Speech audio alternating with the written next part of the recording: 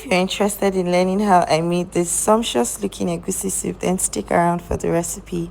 The first thing you're going to do is put your meat in the pot, and for me I used male goat meat, some cow skin, some stockfish, and the blended pepper mix is a combination of yellow, red pepper and onions. I added my gino pepper chicken cubes and I added water. I allowed this to come to a boil for about 12 to 15 minutes. Then I proceeded with my palm oil, my crayfish, and I added some blended uziza seeds. That's just for more flavor.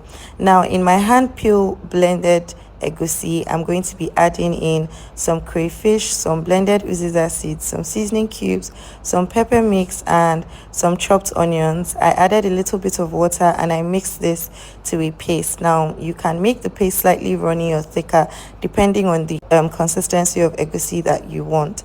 Now you're going to add that your paste the same way I'm doing into the pot, and I don't mix this when I've added it because I don't want the egusi to burn. When you're making egusi, to be honest, you need a lot of patience. So when you add the egusi in, you're going to turn the heat down to medium low and you're going to allow it to, simmer like down for about 15 minutes. Then I always proceed with more spices. That is my crayfish, my pepper, my onions, and I taste for seasoning, and if there's a need for it, I'll add it. I also added unshelled periwinkles to this, and I also added some smoked kwanla fish. I gave this a good mix and I allowed it to simmer for another 3 to 4 minutes, and then I added freshly cut uziza leaves.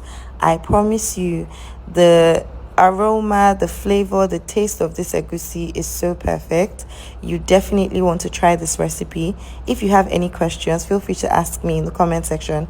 I'll be more than happy to answer. And if you guessed egusi soup from my last video, you're correct.